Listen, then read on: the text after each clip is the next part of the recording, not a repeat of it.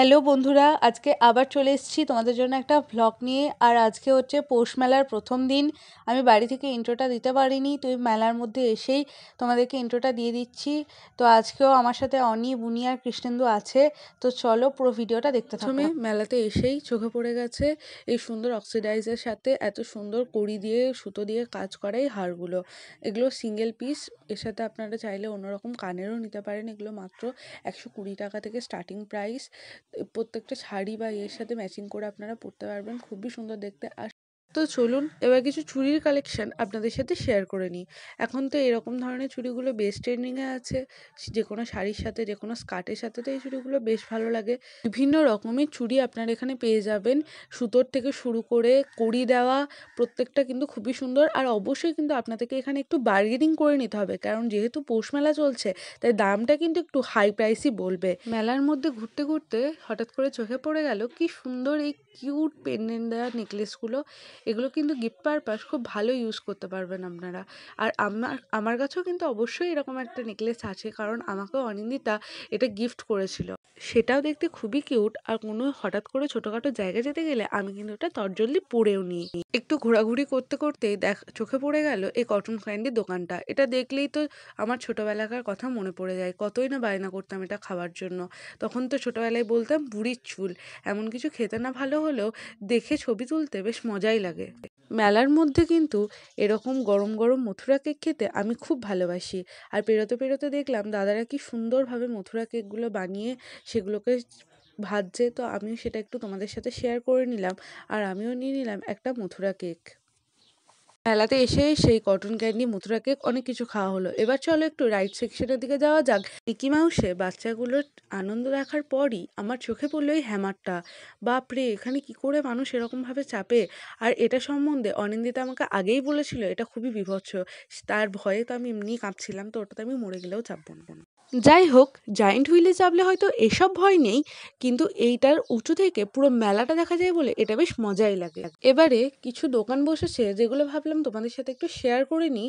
সেটা হচ্ছে যে এই 60 টাকা থেকে শুরু হচ্ছে বালিশের কভার, যেগুলো বিভিন্ন বিভিন্ন কালারে, বিভিন্ন বিভিন্ন ডিজাইনে তোমরা পেয়ে যাবে। তার সাথে সাথে বিভিন্ন রকম প্যান্টের কালেকশন খুব কম দামে, এবং বিভিন্ন সোয়েটারের কালেকশন। তারপরে 150 টাকা থেকে 250 টাকা থেকে শুরু করে হিউজ কালেকশন, আর প্রত্যেকটা সাইজে অ্যাভেলেবেল। তো এগুলো দেখতে দেখতে আবার আমাদের একটু কিছু খেতে ইচ্ছা করছিল, তো সোজা চলে গেলাম আখের রসের দোকানটায়। আর ওখানে আমরা একটু করে খেয়েও নিলাম। এই যে একটু আগে তোমাদের কিউট পেন্ডেন্টগুলোর গল্প করছিলাম, তো ওটার সাথে সাথে দেখো ম্যাচিং ম্যাচিং কানেরগুলো কি সুন্দর বেরিয়েছে। আর এই দোকানটাতেও প্রচুর কানের কালেকশন ছিল, কিন্তু দামটা একটু হাই বলছিল।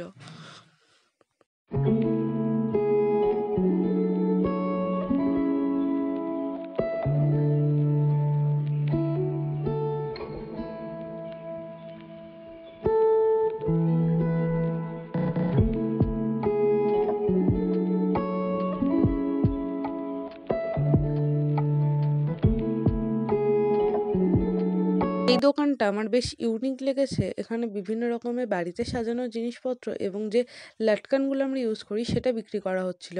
আর তার পাশেই বসেছিল এই এত সুন্দর সুন্দর প্রত্যেকটা ইউনিক ডিজাইনের ওই কোমরে বাঁধার জিনিসগুলো। এগুলো আমরা তো শাড়ির সাথে পরেই থাকি, মাত্র 150 টাকা করে দাম বলল।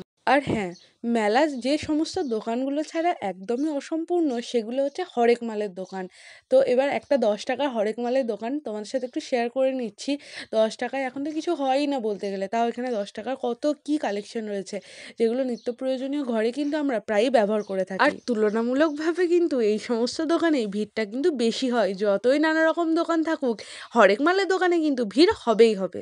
এবারে চলো তোমাদের সাথে একটু হেয়ার অ্যাক্সেসরিজগুলো শেয়ার করে নেওয়া যাক। বিভিন্ন রকম ক্লিপের কালেকশন এখানে ছিল, আর দেখতেও খুবই সুন্দর সুন্দর, কিন্তু দামটা একটু যেন বেশি বলছিল আমার মনে হলো। তো যাই হোক, আমি দুটো নিয়ে চলে গেলাম আবার এক্সিবিশন মাঠের ওইখানে। তো এখানে আবার শিল্পীদের বিভিন্ন রকম কাজের জিনিস তোমাদের সাথে শেয়ার করতে এলাম। দেখো কি সুন্দর নিখুঁত শিল্পী মেলার মাঠে বসে বসেই কি সুন্দর তার নিজের হাতের কাজ এক মনে তৈরি করে যাচ্ছে। তারপরে কি সুন্দর এখানে ছবি আঁকছে, প্রত্যেকটা ছবি কত সুন্দর এঁকেছে, তাই না? দেখে বোঝাই যাচ্ছে না এগুলো হাতে তৈরি করা, কিন্তু তার জলজ্যান্ত প্রমাণ হচ্ছে এখানে। এখানে আবার দেখুন কি হচ্ছে, এখানে লাইভ পোর্ট্রেট ড্রয়িং হচ্ছে, মানে আপনাকে দেখে সাথে সাথে ওনারা এঁকে দেবে। সবে দাদাটা বাচ্চাটাকে নিয়ে আঁকতে শুরু করেছিল বলে তোমাদের সাথে পুরোটা শেয়ার করতে পারলাম না। আচ্ছা, মেলা ঘুরতে ঘুরতে তোমাদেরকে একটা ইনফরমেশন দিয়ে রাখি, সেটা হচ্ছে যে মেলার মাঠটার মধ্যে কিন্তু অনেকগুলো ভাগ আছে। প্রথমেই পড়ছে এটা এক্সিবিশন মাঠ, তারপরে একটা খাবারের দোকানগুলো একদিকে থাকবে, শালপটিটা একদিকে থাকবে, রাইড সেকশনটা একদিকে থাকবে, হরেক মালের দোকান একদিকে থাকবে, এক্সিবিশনগুলো একদিকে থাকবে।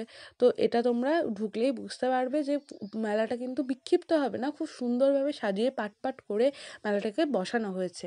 আর এই বৈশিষ্ট্যের জন্যই কিন্তু শান্তিনিকেতন মেলা বাকি সমস্ত মেলার থেকে একটা অন্যতম শ্রেষ্ঠতার শিখরে বসে আছে।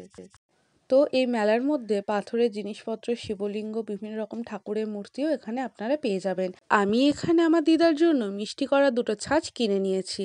তো এবার আবার খিদে পেয়েছে, তো চলে এসেছি দই ফুচকা খাবার জন্য। যতই যাই হোক ফুচকা কিন্তু চাই। তো আমরা সবাই মিলে দই ফুচকা খেয়ে নিয়ে আবার চলে যাচ্ছি একবার মেলাটা ঘুরতে। যতই মেলা ঘুরছি আমাদের শেষ আর হচ্ছে না, মনে হচ্ছে ঘুরেই যাই। এদিকটা দেখা বাকি আছে, ওই দিকটা দেখা বাকি আছে, এইসব ডিসিশন নিয়ে আবার আমরা শুরু করলাম মেলাটা ঘুরতে। এবার মেলার মধ্যে এই কাঠের দোকানটা আমার চোখে পড়লো। আর কি সুন্দর এই প্যাঁচাগুলো তৈরি করেছে না কাঠের। তো আমার মা এগুলো অনেকদিন ধরেই চাইছিল, তো সেই জন্য আমিও এই 2টো প্যাঁচা কিনে নিলাম। তারপরে চলে গেলাম এই মাছের দোকানটায়। আর মেলাতে এসে মাছ খাবো না সেটাও হয় না, তো একটা তোপসে ফ্রাই নিয়ে নিলাম। আরও অনেক কিছু কিন্তু মাছের আইটেমস ছিল, কিন্তু আমি এই তোপসে ফ্রাইটা নিলাম, আর এটা খেতে খুবই ভালো ছিল। তো আজকের ভ্লগটা এখানেই শেষ করছি, এবার আমরা বাড়ি চলে যাব। তো টাটা, আবার দেখা হবে অন্য একটা ভ্লগে। টাটা।